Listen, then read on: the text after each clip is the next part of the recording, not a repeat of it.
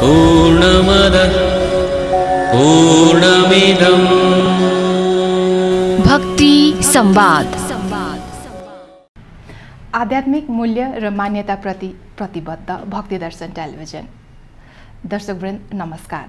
नेपालको पहिलो धार्मिक तथा आध्यात्मिक टेलिभिजन भक्ति दर्शन टेलिभिजनको यो कार्यक्रम भक्ति संवादमा यहाँहरूलाई स्वागत छ।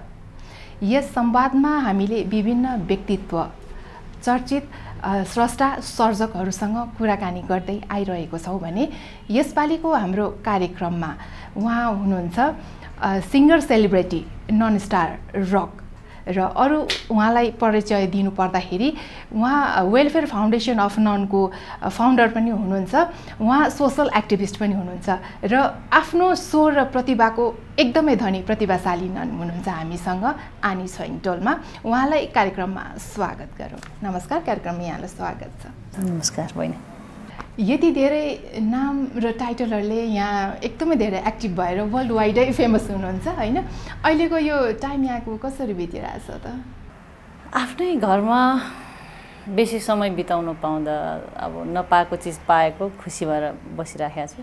यहाँ चाहिँ कलिला बालबालिकाको आमा पनि बन्नु भएको रहेछ हैन? थुप्रै बच्चाहरूलाई बायोलोजिकल मदरको हिसाबले होइन आफ्नो रेस्पोन्सिबिलिटी लिएर चाहिँ थुप्रै बालबालिकाहरूको आमा बन्नु भएको छ।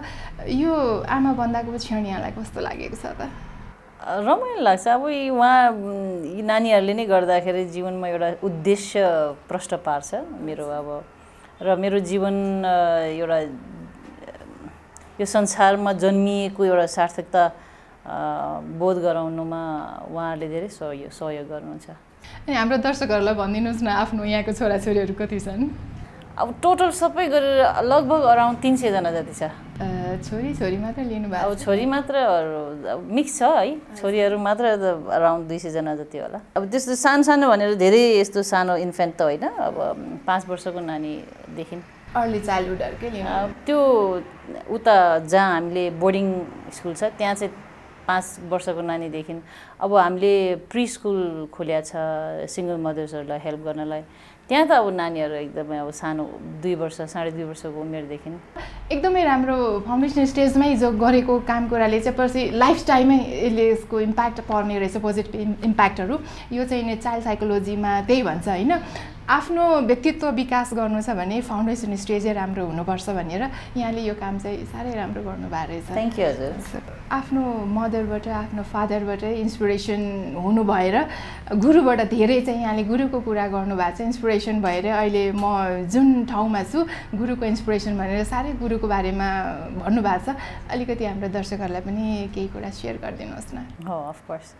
अब जन्म दिने आमा बाउ त छँदैछ होइन, तर जन्मिसकेपछिको जीवन जुन जिउने क्रममा नमरुन्जेलको समयसम्ममा एउटा सार्थक तुल्याउने बाटो अपनाउनका निम्ति चाहिँ एउटा आध्यात्मिक विकासको निम्ति चाहिँ एउटा सद्गुरुको शरण चाहिँ चाहिँदो रहेछ होइन? त्यो नभएसम्म एउटा कस्तो सांसारिक भुमरीमा फसेर त्यही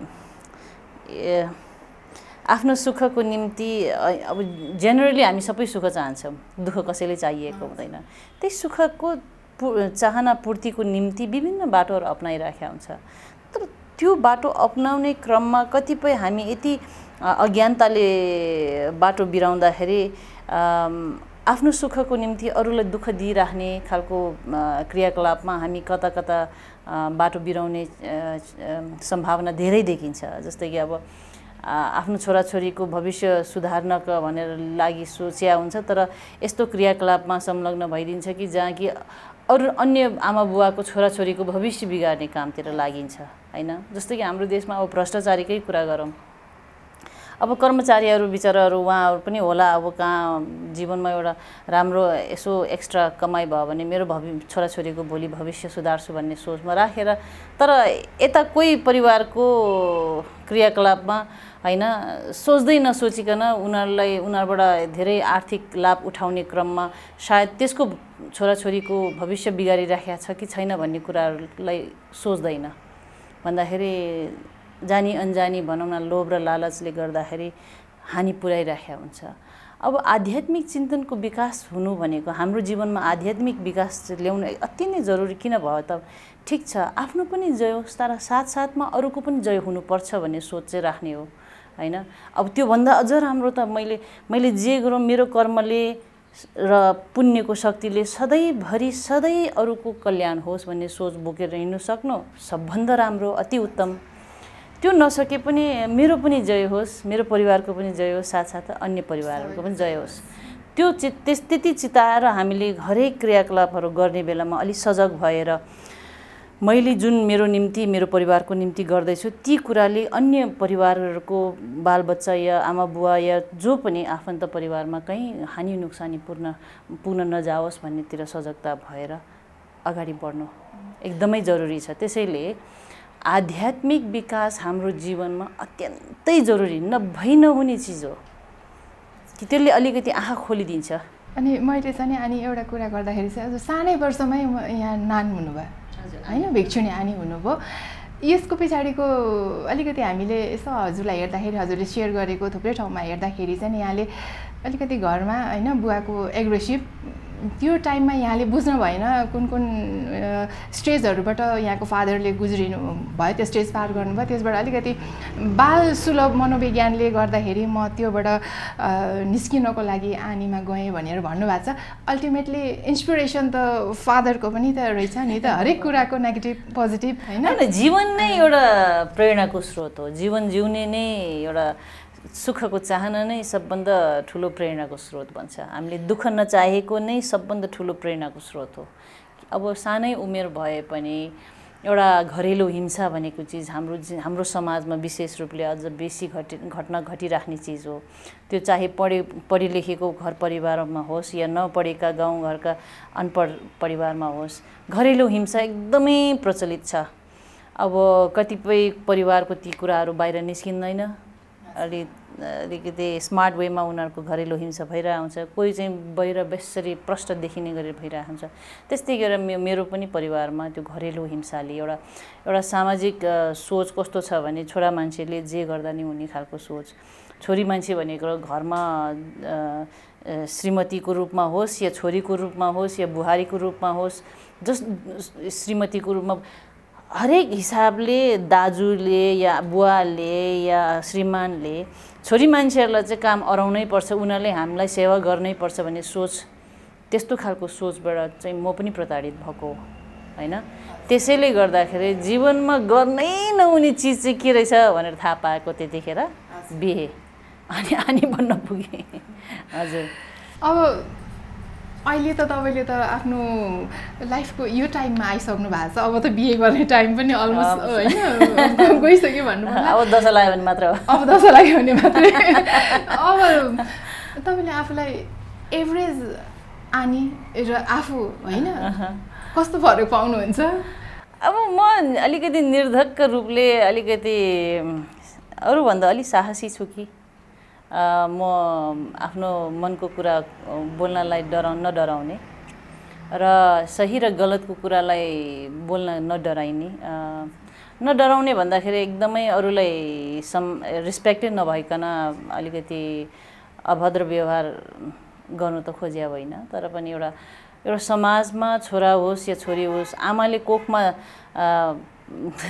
बाहिर नजन्मिन्जेलसम्म त कोखमा त छोराछोरी भनेर भेदभाव त कहिले पनि गरिन्न हैन। अब यो संसारमा यो कोखबाट बाहिर जन्मिसकेपछि एउटा लिङ्गको फरकले मात्र तब त्यसप्रतिको व्यवहारबाट फरक हुने हो हुर्काइमा। अब त्यो भएको हिसाबले म चाहिँ के मान्छु भन्दाखेरि अब जसरी कन्सिभ भयो त्यसमा केही फरक छैन। 9 महिना आमाको कोखमा रहँदा समेतको फरक थिएन हैन। उहाँहरूको माया ममतामा कहिले पनि फरक भएन हिसाब किताब भएन। तर जन्मिसकेपछिको त्यो भेदभाव चाहिँ के का निम्ति भन्ने खालको मेरो सोच हो।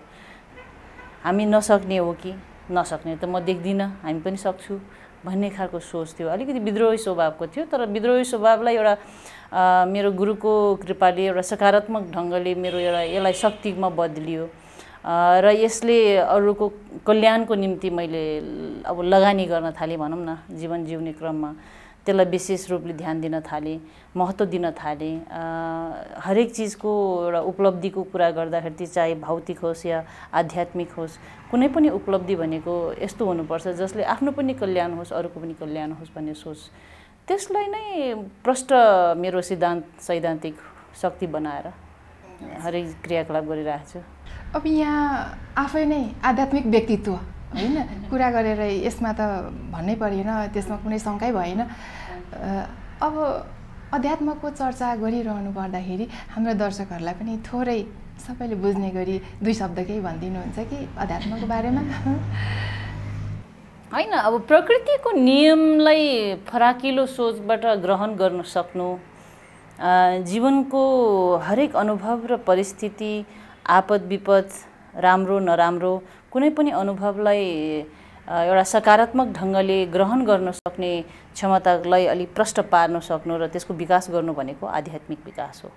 आध्यात्मिक सोच भनेको आफ्नो अनुभवलाई र त्यसमा आधारित भएर कसैप्रति प्रतिक्रिया जनाउनु अगाडि अर्कोपट्टिको त्यो अरू व्यक्तिको पनि त भावना र उसको अनुभवलाई पनि अलिकति नियालेर उसको तर्फबाट पनि अलिकति मूल्याङ्कन गरिएर कुनै प्रतिक्रिया जनाउन सक्ने खालको त्यो चेतना र सचेतना भन्छौँ नि हामी, त्यसको विकास गर्नुपर्छ, गर्छु भन्ने सोच बोक्नु सक्नु आध्यात्मिकता त्यही हो। अनि मै ठुलो, मेरै जात ठुलो, मेरै धर्म ठुलो, म जस्तो कोही छैन, म एकदमै धार्मिक मान्छे, अरू पापी भन्ने खालको सोच बोक्ने मान्छे चाहे जति दिनभरि दिनरात मन्दिरमा किन नसुतोस्, टिकोटालो जेसुकै गरोस् होइन, व्रत बसोस्, जेसुकै गरोस्, त्यो मान्छे गाह्रो हुन्छ त्यसलाई। हो, मानव कल्याणको निम्ति सोच राख्ने व्यक्तित्व जो पनि छ, चाहे त्यो पूजा पाठै किन गर्न नजानुहोस् र मन्दिरमा पनि नजानु खोजेका मान्छे किन नहोस् होइन, तर मानव कल्याण, मानव समाजको कल्याणको निम्ति मैले चाहेको जस्तो सुख छ त्यसरी नै अरूले पनि चाहेको त्यही हो भनेर मात्र सोच्नु सक्ने र त्यसको आधारमा कसैले आफ्नो व्यवहारहरू गर्छ भने त्यो हो धर्म। यहाँको विचारमा शान्ति के हो, आनन्द के हो, एकपल्ट भनिदिनुहोस् न। मान्छे यसैको पछाडि लागिरहेको छ होइन, यो अलिकति प्रश्न पारिदिनुहोस्। अब शान्ति भनेर अब कसैले घन्टी बजाएर आउने शान्ति चिज, त्यसलाई शान्ति भन्न मिल्दैन। शान्ति भनेको मनको आनन्दको अनुभूति जब हुन्छ, कसैले राम्रो गरिराखेको छ, राम्रो चिजप्रति आफूले अनुमोदन गर्न सक्नु र अरूको उपलब्धिमा आफू रमाउनु सक्नु होइन, खुसी व्यक्त गर्न सक्नु, त्यो शान्ति हो, त्यो खुसी हो होइन। अब आफ्नो खुसीमा रमाउने त सबै छन्, तर अरूको खुसीमा रमाउन सक्ने र अरू राम्रो कुराहरू भइराखेको कुरामा रमाउन सक्ने, आनन्द उठाउन सक्नेको मान्छेहरूको जमात अलिक कम छ हाम्रो समाजमा। त्यो गाह्रो भएकोले त्यो जसले गर्न सक्छ अनि त्यो मान्छेको मनमा शान्ति बास हुन्छ।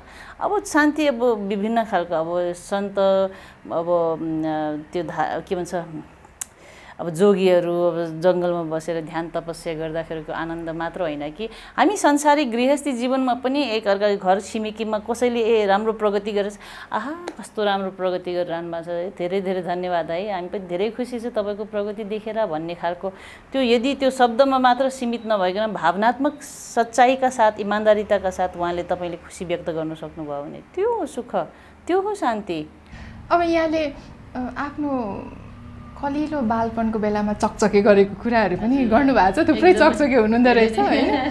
अब अहिले आफ्नो छोराछोरीको थुप्रै जिम्मेवारी लिनुभएको छ, उहाँलाई पनि उनीहरूको नेचुरल जे प्रोसेस छ ग्रोथ हुने त्यसैमै छोडिदिनुहुन्छ कि उनीहरूलाई के नर्चर गर्दाखेरि डिफ्रेन्ट के तपाईँको गर्नुभएको छ, बेग्लै सिस्टम केही छ उहाँहरूलाई अलिकति नर्चर गर्नुको लागि?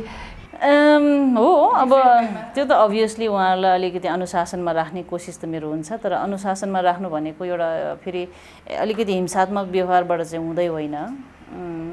बाल्यकालको अवस्थामा यसो सोच्नु मूल्याङ्कन गर्दाखेरि मेरो हिसाबबाट त मेरो नानीहरू धेरै राम्रो अवस्थामा हुनुहुन्छ, उहाँहरू धेरै जान्ने बुझ्ने ज्ञानी हुनुहुन्छ, त्यसैले मैले धेरै गर्नु पर्दैन। तैपनि कहिलेकाहीँ आफ्नो पोजिसन अलिक पावर जमाउनलाई मात्र हो, अलिकति भनेर स्वर अलि ठुलो गरेर गाली गर्ने मात्र हो, नत्र भने त्यो मनैदेखि चाहिँ ए मेरो बच्चाहरू एकदमै खत्तम छ, गाह्रो बदमास भयो भनेर त्यसरी रिसाएर गाली गर्ने।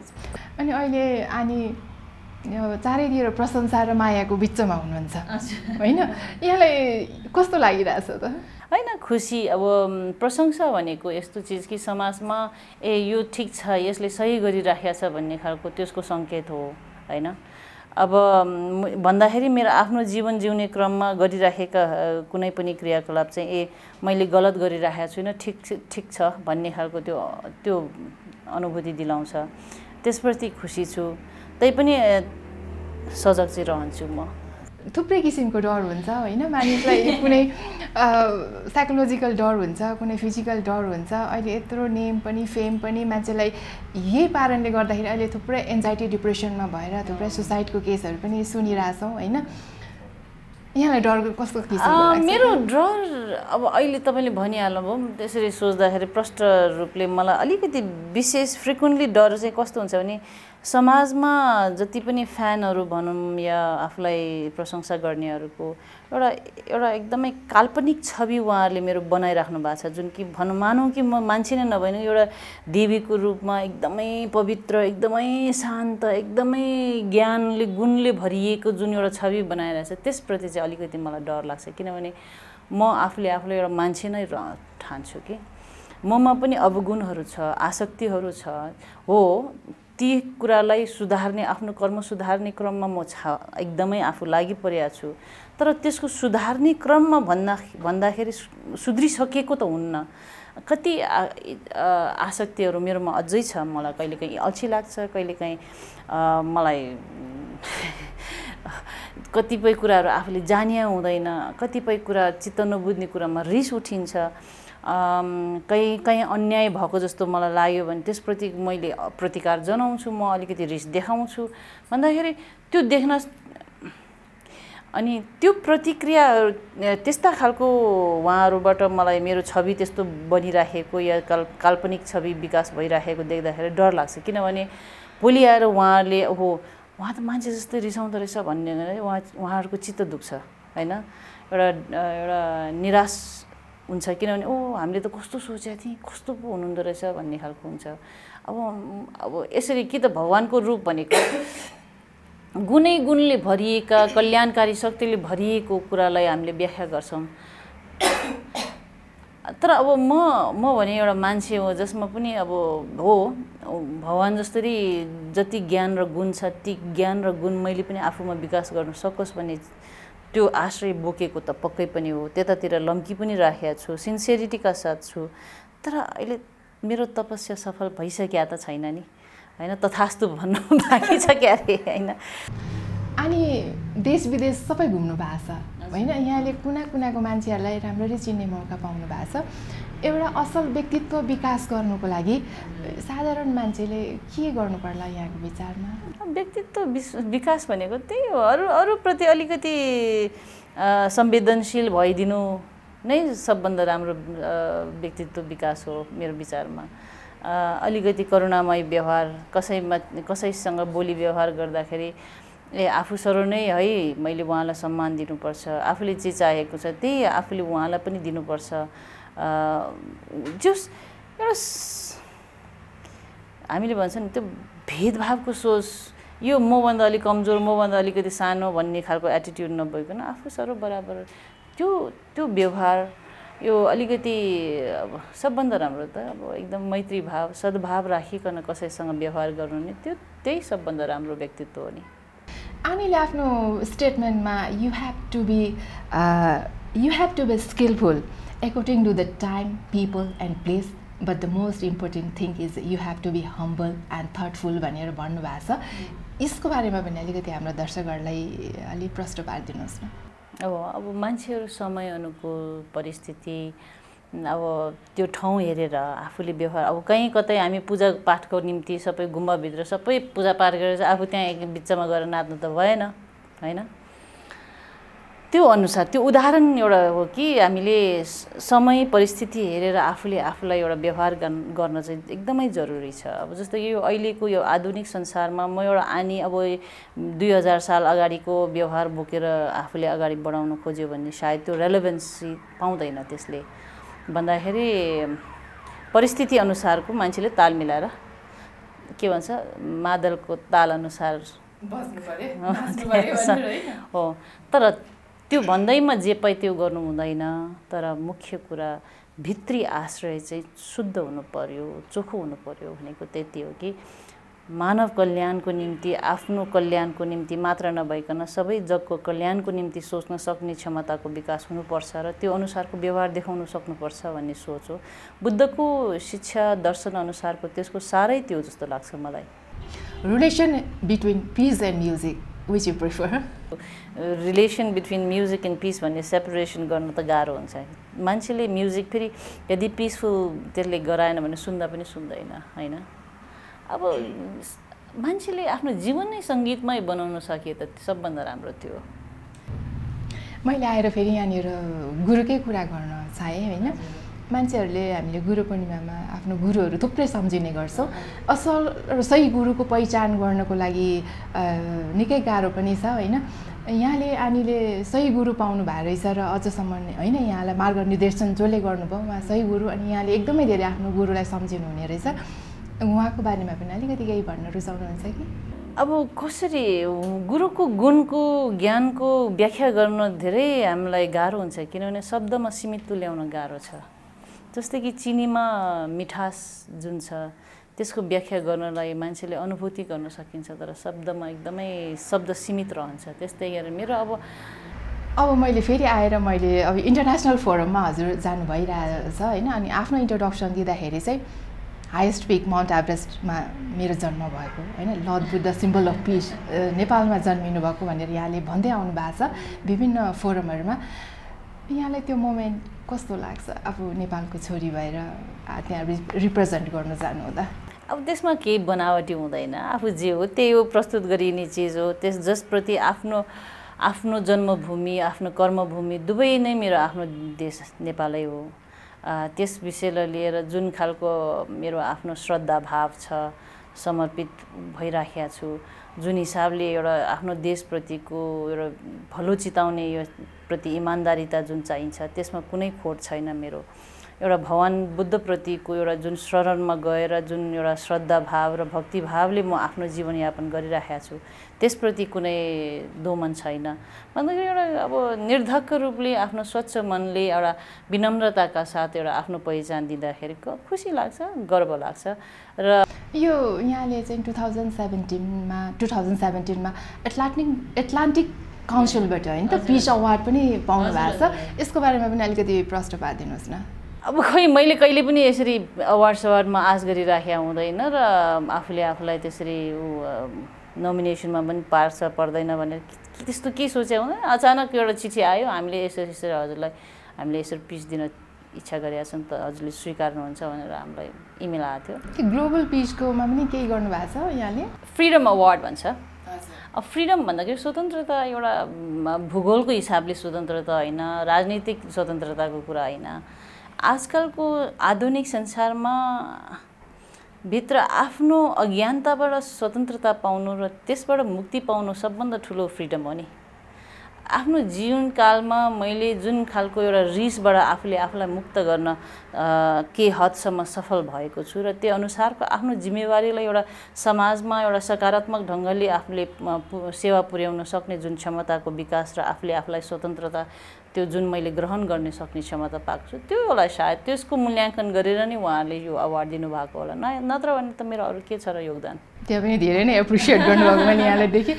अनि अर्को यहाँले चाहिँ नि इन्टरनेसनल स्टुडियोको स्टुडियोमा पनि पर्फर्म गर्नुभएको छ टप आर्टिस्टहरूसँग होइन। हाम्रो एआर रहमान थुप्रै ब्रान्ड कलाकारहरू हुनुहुन्छ। यहाँ आफै पनि ब्रान्ड सिङ्गर भनेर रक स्टार नान भनेर हामीले चिन्छौँ। यहाँ त्यति बेर कस्तो लाग्यो? त्यति बेर आफूले पर्फर्म खुसी लाग्छ। अब एआर रहमान जस्तो अब प्रतिष्ठित सङ्गीतकर्मी होइन, अब उहाँ कम्पोजर एकदमै ठुलो। त्यस्तै गरेर अब अहिले अन्य कम्पोजरहरूसँग पनि काम गरेको छु जुन कि अब अहिले एकदमै चर्चित भएको छ।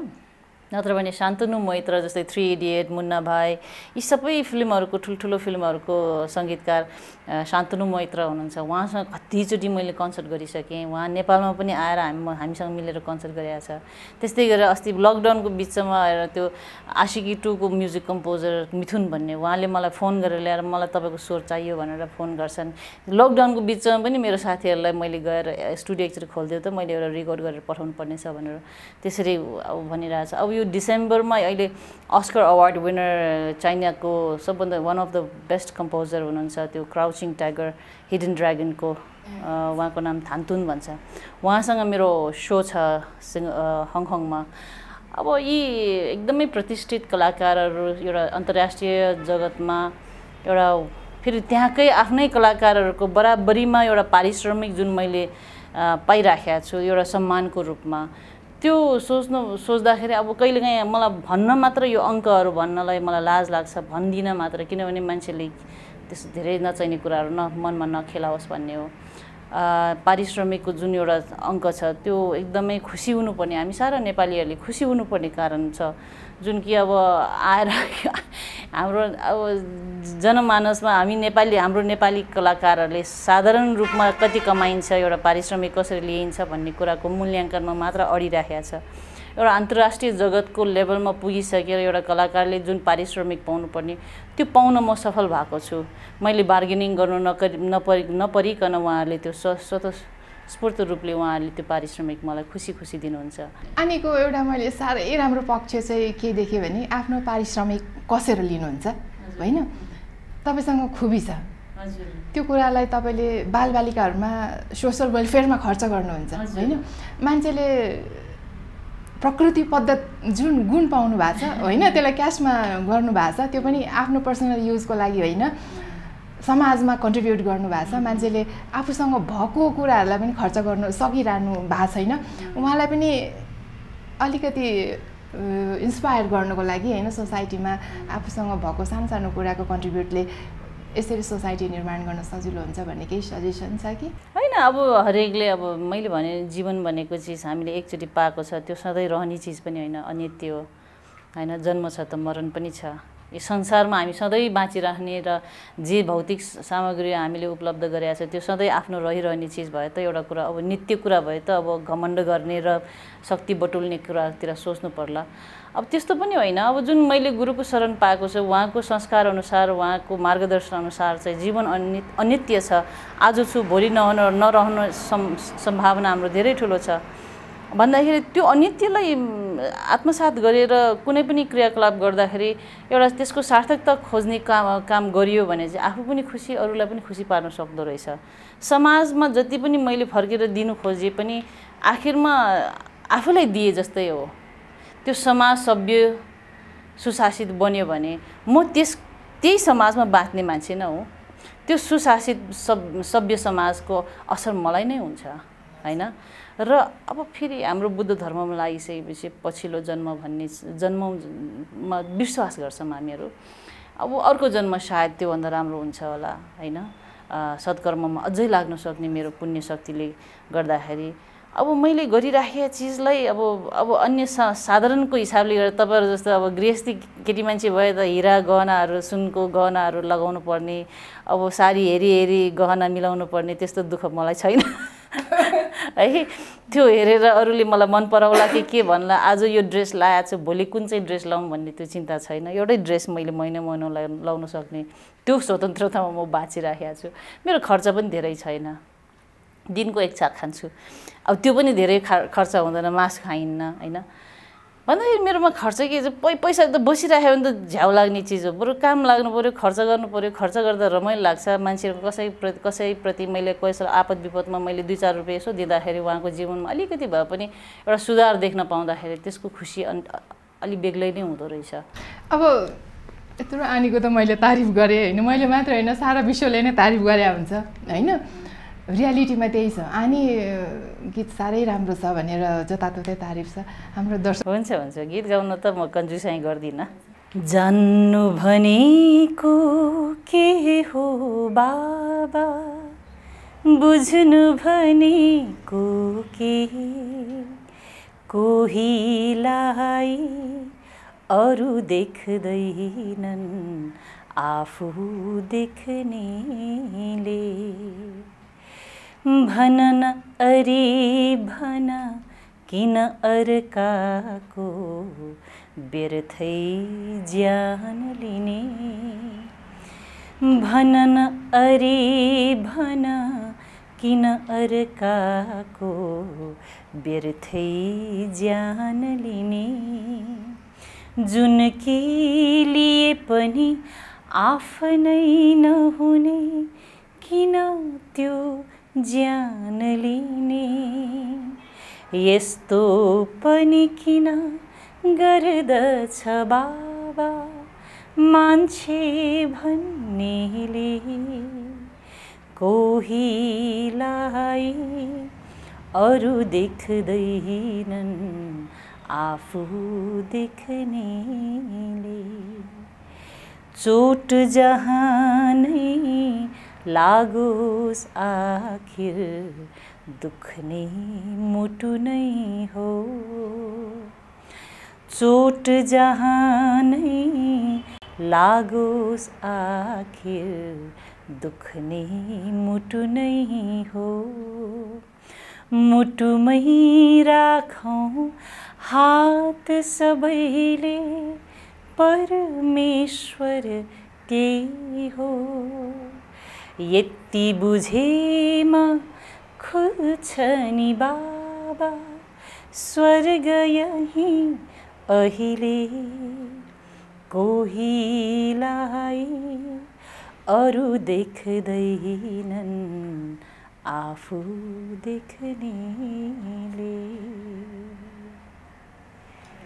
यो गीत चाहिँ मैले माओवादी द्वन्द्वकालमा मैले गाएको गीत हो त्यही परिस्थितिलाई सम्झेर किनभने माओवादीको जनयुद्धको बेलामा माओवादीको उनीहरूको लिबरेसन आर्मी र हाम्रो सन्देवा सरकारको त्यो बेलाको तत्कालीन सरकारको सेनाहरू बीचमा झडप भएर कति निर्दोषहरूको प्राण गएको देख्दा मलाई कहीँ कता कता कस्तो छटपटाएर हुन्थ्यो केही न केही त भन्नु पर्यो भनेर नि यो गीत नि भन न अरे भन किन अर्काको व्यर्थै ज्यान लिने जुन कि लिए पनि आफ्नै नहुने किन त्यो ज्यान लिने अब तपाईँको मैले गहना लुटेँ रे त्यो गहना त मैले लाउन पाउँछु यो मेरो भनेर मैले देखाउन पाउँछु तर कसैको प्राण मैले लिँदाखेरि त्यो मेरो पनि बनाउन पाइँदैन खेर गयो नि हैन अब चोट जहाँ नै लाए पनि शरीरमा लागोस् जहाँ लागोस् तर दुख्ने त मुटु हो नि त्यही मुटु नै स्वच्छ पार्ने र मन स्वच्छ पारिदियो भने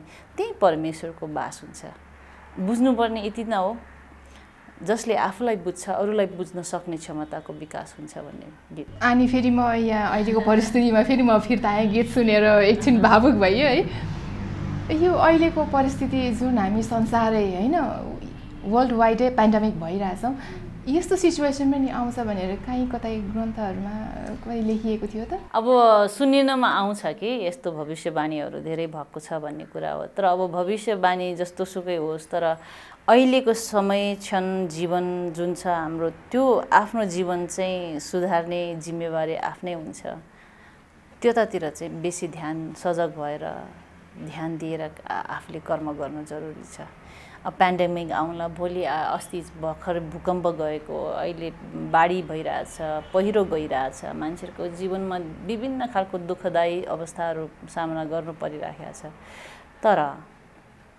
सबभन्दा मुख्य कुराहरू चाहिँ हरेकले आफ्नो कर्म सुधार्ने काममा चाहिँ सजग हुनैपर्छ हैन अब आफ्नो कर्म आफूले सत्कर्म गरेको त्यो पुण्य शक्तिले आफू वरिपरिका मान्छेहरूलाई पनि त्यसले फाइदा पुर्याउँछ त्यो कुरालाई ध्यान दिनुपर्छ अब प्राकृतिक प्रकोप भनेको प्राकृतिक क्रिया अब यो जुन एउटा घटना घटिराखेको छ त्यसप्रति हामीले कन्ट्रोल गर्न गाह्रो हुन्छ तर कर्म चाहिँ सही हुनुपर्छ भन्ने हो अब यदि हामीले समयमा राम्ररी रुखहरूको यो प्रकृतिको विनाशहरू नगरिकन सम्मान सही ढङ्गले अनुशासित भएर हामीले कर्म गरे भए सायद आजको दिनमा यो बाढी पहिरोहरू धेरै नदेख्नु पर्ने हुन्थ्यो कि हैन त्यस्तै गरेर अब गइसकेका समयमा हामीले गरेनौँ अब त गर्नुपर्ने के रहेछ भन्ने कुरा पनि त थाहा पाउन सकिन्छ। यो पेन्डेमिक आए पनि हाम्रो जीव जानलाई चाहिँ अलि बलियो पार्नु दह्रो पार्नु कतिको महत्त्वपूर्ण रहेछ भन्ने कुरा त सिक्यौँ हामीले पेन्डेमिकले गरेर। त्यसको औषधि उपचारै छैन, एउटै मात्र विकल्प के छ त आफ्नो रोग प्रतिरोधात्मक क्षमतालाई चाहिँ सही राख्यो भने चाहिँ कुनै पनि रोगले हामीलाई छुँदैन भन्ने कुरा हो। त्यसैले आफूले आफूलाई बलियो पार्न धेरै जरुरी छ। अनि अहिलेको परिस्थितिमा अब मन्दिरहरू सबै नै बन्दाबन्दी नै रहेको छ होइन। सरकारले लकडाउन खोल्यो भने तापनि सुरक्षाको हिसाबले नै होइन अब जो जानुहुन्छ दर्शन गर्न उहाँहरूलाई खुल्ला छैन भनेपछि हाम्रो यो गुम्बाहरू जुन छ त्यहाँको अवस्था अब अनि रिलेटेड बुद्धिस्टसँग रिलेटेड हुनुहुन्छ त्यहाँको अवस्थाहरू अहिले कस्तो रहेको छ केही भन्नुहुन्छ? अब गुम्बामै बस्ने भिक्षु आनीहरू गुरुहरू हुनुहुन्छ, उहाँहरू त त्यहीँ बसिन्छ, उहाँहरू कहीँ जान मिल्दैन होइन। घर त्यागेर आइएको हुन्छ। आफ्नो पूजापाठमा त दैनिक जुन कर्मकाण्ड छ उहाँहरू लागि परिरहेकै छ। तर अब अन्य भक्तजनहरूलाई भित्राएर जुन खालको धर्मदेशनाको कार्यक्रमहरू गरिन्थ्यो त्यो चाहिँ अहिले चाहिँ रोक लागेको छ। अब सरकारको नियम पालना गर्नै पर्छ। अब त्यस बाहेक मुख्य कुरा त अब त्यही हो, घरमा बसौँ या जहाँ गुम्बामा जाउँ आफ्नो मन शुद्ध राख्नुपर्छ, व्यवहार शुद्ध गर्नु पर्यो हैन। अब खानपानमा सजग हुनु पर्यो, जे पाए त्यही अब रमाइलो गर्ने कुराको न्युले बेसरी रक्सी चुरोट खाइदियो भने आफ्नो स्वास्थ्य आफैले बिगारिया हो। त्यो जस्तो मूर्खता अरू के देखिन्न हैन। भन्ने बेला रमाइलो गरे तर आफ्नो स्वास्थ्य बिगार्ने काम त आफैले गर्नु भनेको त्यो जस्तो त मूर्ख के गर्ने। भोलि आएर त्यही रोगले च्याप्दाखेरि त्यसले बिगारेको आफ्नो स्वास्थ्य बिगारेको कारणले गर्दाखेरि कोरोना रोग सजिलोसँग लाग्ने सम्भावना धेरै हुन्छ। त्यसले ज्यान गुमाउनु पर्ने अवस्था धेरै हुन्छ। तपाईको ज्यान गयो भने आफ्नो आफन्त आफ्नो आमा बुबा कतिको मन दुख्छ। हरेक कुराले आफूलाई राम्रो सही ठाउँमा सही सभ्य व्यवहारमा सही अनुशासन भनेको कुरा अब अनुशासन भनेर घर बाहिर नगइकन अब त्यो सोशल डिस्टेन्सको कुराहरू आफ्नो ठाउँमा छँदैछ, यावत कुराहरू छँदैछ। तर त्योभन्दा पनि ठुलो कुरा मनको अनुशासन, मनमा नचाहिने विकारका कुराहरू धेरै जगाउनु भएन। सकेसम्म ध्यान साधनाको कुरा गर्नु पर्यो। आनीसँग कुरा गर्नु थुप्रै मन हुँदै पनि होइन। अब हाम्रो टाइमको लिमिटेड बााउन्ड्रीहरू छ, यो अन्तमै छौँ, कार्यक्रमको अन्तमा आइसकेका छौँ। अब जाँदा जाँदै हाम्रो दर्शकहरूलाई आनीलाई मनमा लागेको कुरा केही भन्नु छ भने भन्नुहोस् न। अब हामी सबै यति भाग्यमानी छौँ। अब एक सोचले धेरै जस्तो कुराहरू गरिरहेको छ। हामी गरिब देश नेपालमा जन्मियौँ, के कर्म फुट्यो भन्ने खालको कुरा हो। तर त्यसरी नहेर्दा हुन्छ राम्रो भन्ने सोच लाग्छ मलाई। किनभने मैले अब संसार घुमेको छु। जति ठुल्ठुला बिल्डिङहरू बनाए, जति विकसित देश भन्यो होइन, जति व्यवस्थित सहरहरू भए पनि मान्छेको मन जबसम्म शान्त हुँदैन, मनमा धर्म छैन, ती मान्छेहरू नर्कसरीको अनुभव गरिराखेका हुन्छ। त्यसैले हाम्रो देशमा त अब ठुल्ठुलो भवन नहोला, अलिकति सहरहरू व्यवस्थित नहोला, सरकारको कानुन फितलो भयो भन्ने कुराहरू हामीले हरेक दिन केही न केहीको विषयलाई लिएर गुनासो पोखाइराखेका हुन्छ। तर राम्ररी हेर्नुभयो भने हामी जस्तो मुसुक्क हाँस्न सजिलो, दुःखको पीडामा पनि आफ्नो घर छिमेकी के छ कसो छ मकै एउटा भुटेको छ भने बाँड्न सक्ने त्यस्तो खालको मन हामीमा छ। त्यो सादगी हामीमा छ होइन, त्यो सिम्प्लिसिटी भनौँ न।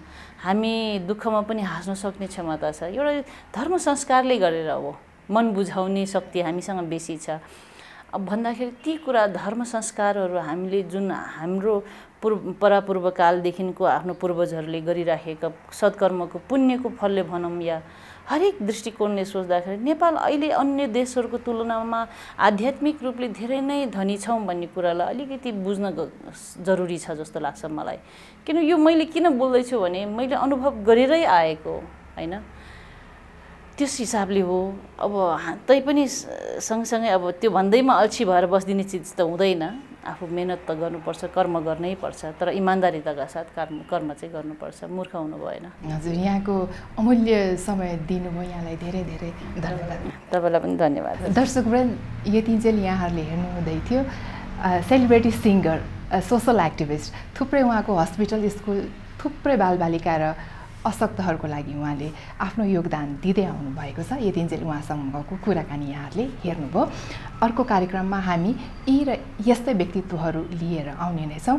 आध्यात्मिक मूल्य र मान्यताप्रति प्रतिबद्ध भक्तिदर्शन टेलिभिजन हेर्दै रहनुहोला। नमस्कार। पूर्णमदः पूर्णमिदं भक्ति संवाद।